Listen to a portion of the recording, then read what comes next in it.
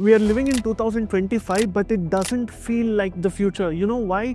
As a country, we still continue to be divided on the basis of religion, on the basis of language, on the basis of caste, and it is frustrating to see this north-south divide every day. Dravidian versus Aryan invasion theory, there is north versus south divide, there is Madras versus Mumbai. How much more are you going to divide the country on the basis of identity?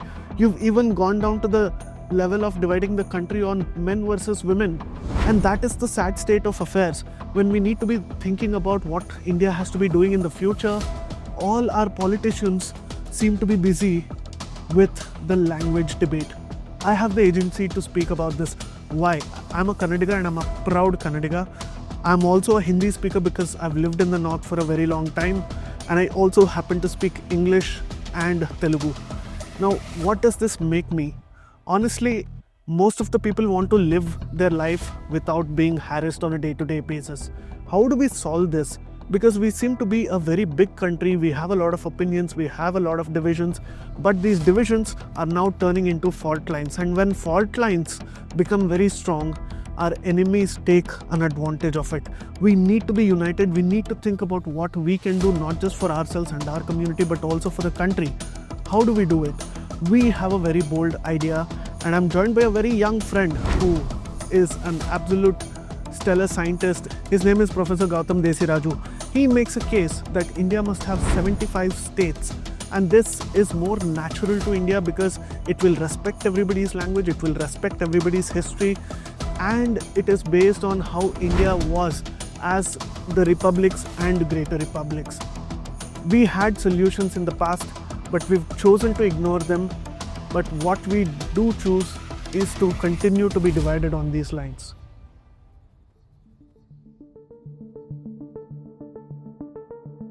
Delimitation is a word that we have been hearing in the recent days. The delimitation. Delimitation. The delimitation and delimitation. Delimitation exercise. This is a word that probably many people had not heard of till a year ago maybe. So what is this delimitation?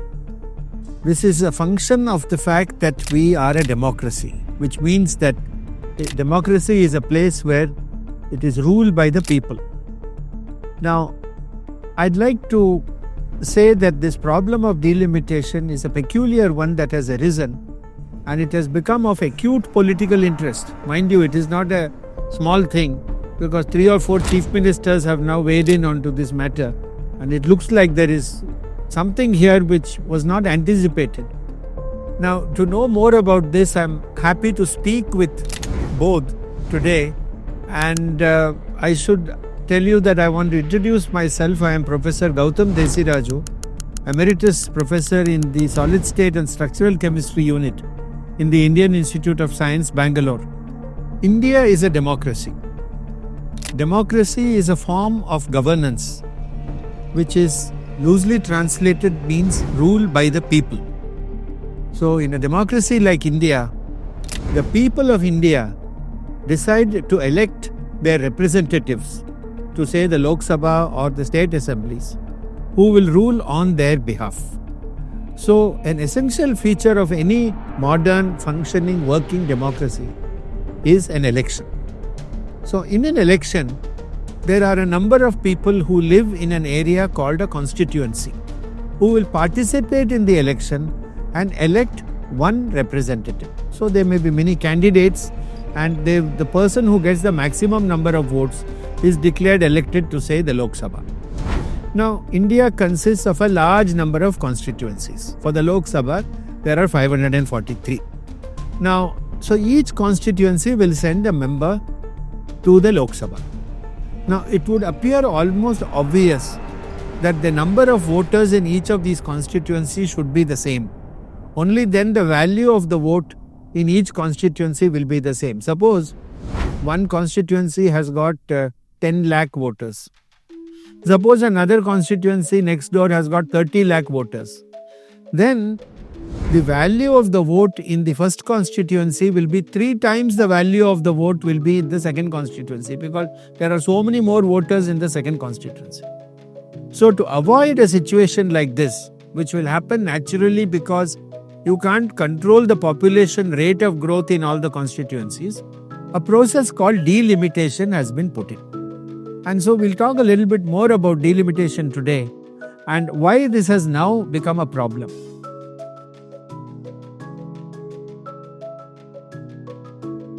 Just a few days ago, or maybe even yesterday, there was a meeting of 7 chief ministers of opposition states who gathered together to talk about this delimitation and air their grievances. So there are grievances here in this delimitation.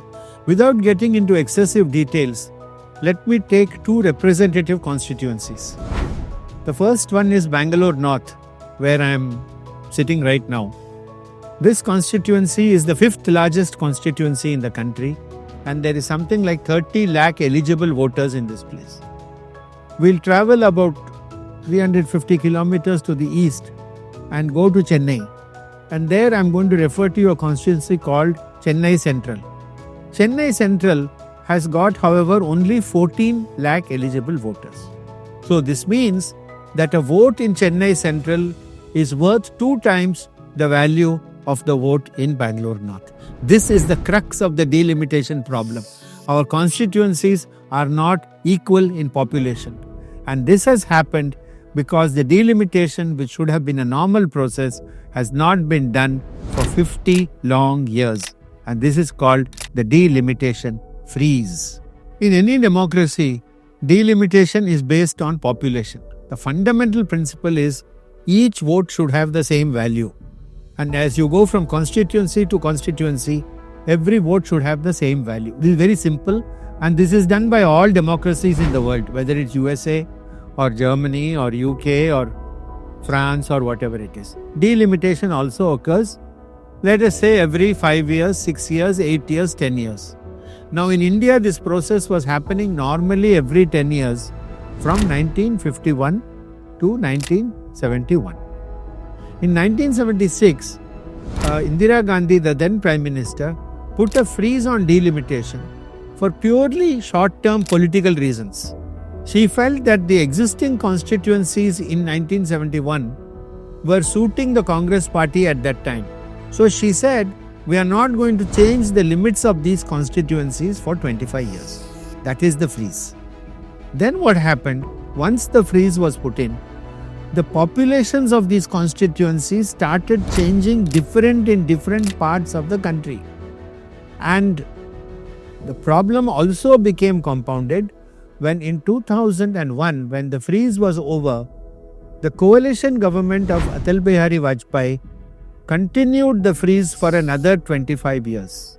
The reasons they continued the freeze was different because they were part of a coalition government and all the members of the coalition did not agree on this, although it appears that the BJP wanted this delimitation. It was the coalition partners who probably put it on a slower track.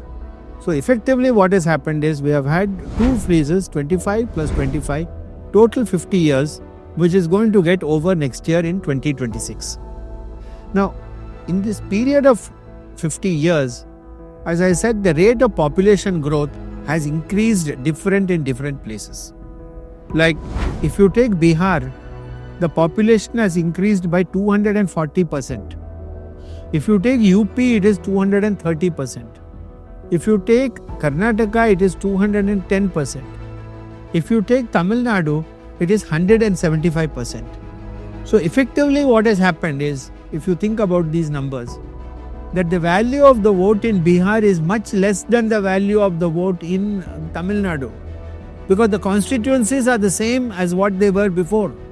And yet the number of people living in these constituencies is widely different. So today what has happened is, when you want to do a delimitation, it must be done on the basis of population. And this is where the agonies of the southern states is beginning.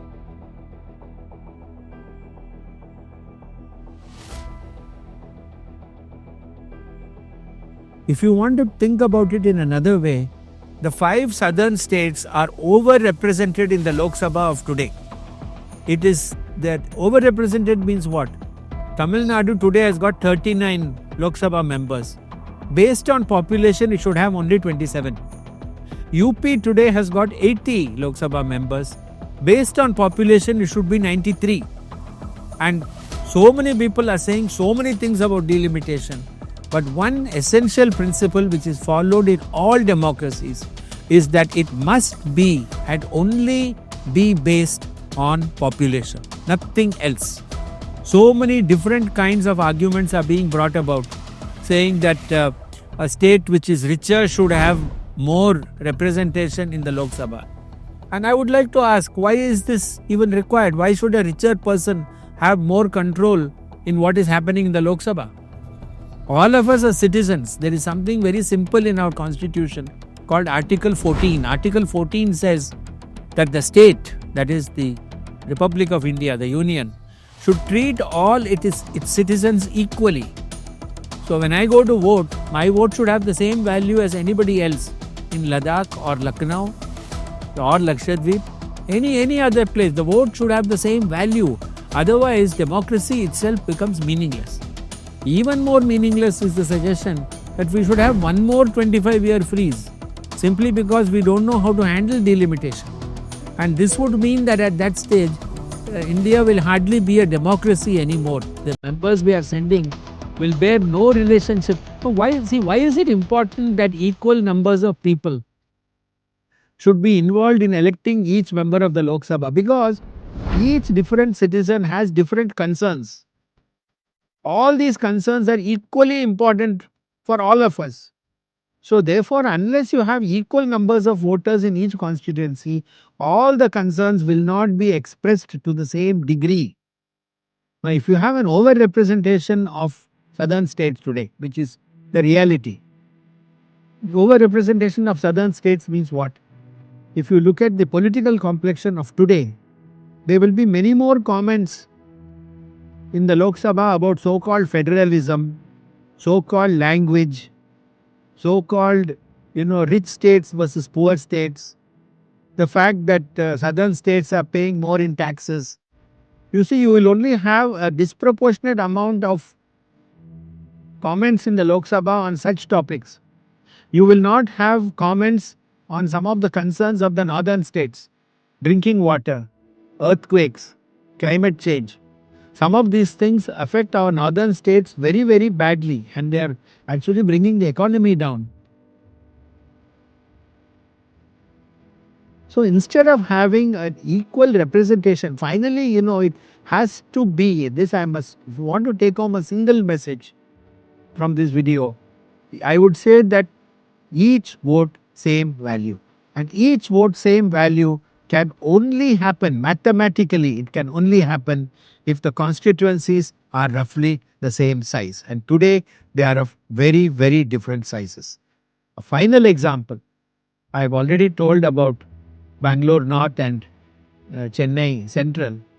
Let us take the top 5 heavily populated constituencies. I told you Bangalore North is number 5. Malkajgiri in the northern part of Hyderabad, Secunderabad is the largest constituency of the country.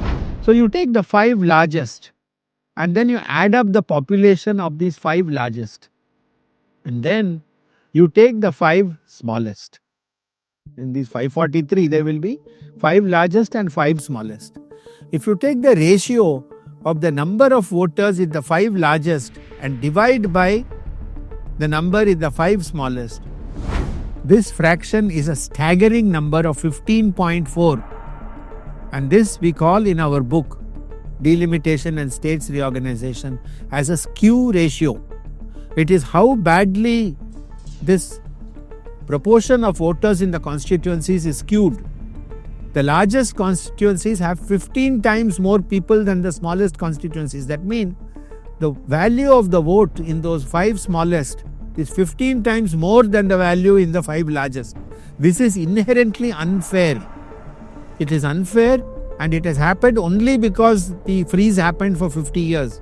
So it is of great importance. It's essential that this freeze be lifted first. Whatever else the politicians may or may not do, the freeze should be lifted. It cannot go on for another 25 years simply because our politicians could not find a solution at the present time. The other thing which should be apparent to all of you is that this freeze and this delimitation is affecting all the political parties. It is not advantageous to anyone right at the present time. So I think there is a need also for a coming together of various people and a national level consensus to see how this problem exactly can be fixed and how it should be fixed.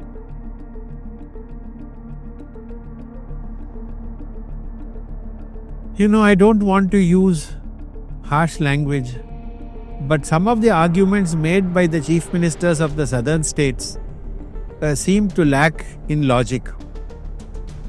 The main argument of the southern states is that they have done a better job with things like family planning, and they have limited the number of people in their state, and now they are being penalized for it. Now, on the face of it, this looks seemingly reasonable, but one should say that a population gets smaller or limited as the economy of the place goes up. Usually a better economy results in people having a smaller number of children. This is a well-known fact in economics. So the fact that the number of children was limited is no justification to say we did something nice and therefore you reward us by giving more seats.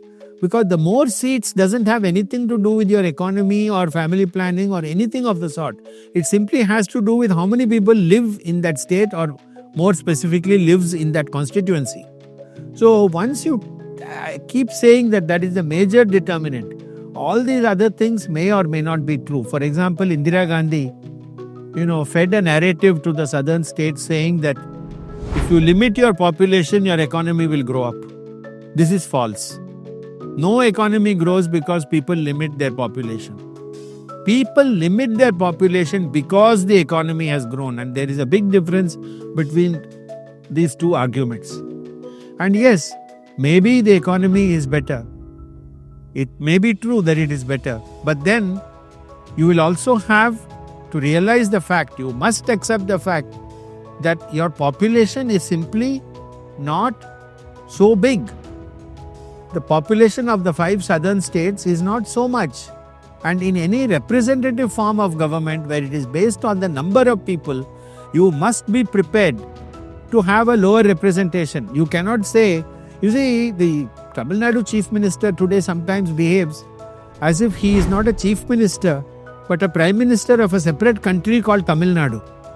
And this is actually a very dangerous thing because it encourages feeling of secession, division and things of that kind, which was never intended by the makers, the founding fathers and the makers of our constitution.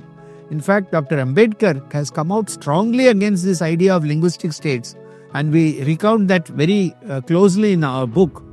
And he said this beginning of this linguistic states is the beginning of a process where Indian is set against Indian. And this is something to be deplored. At the present time, Tamil Nadu is strongly seeking to maintain a separate identity for itself. For example, if it has a proportional representation, suppose they want it to be proportional compared to what it was in 1971. So instead of Tamil Nadu having 39 MPs, apparently it will have 43 MPs or something. So it will become even more lopsided. And in science we have a statement called reductio ad absurdum. Okay, we will give Tamil Nadu 300 seats. Is it going to solve any problem?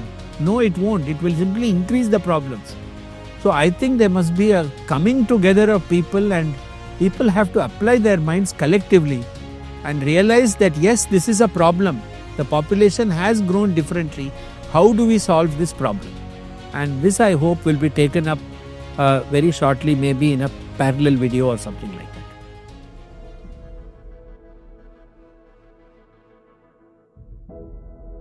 So let me summarize.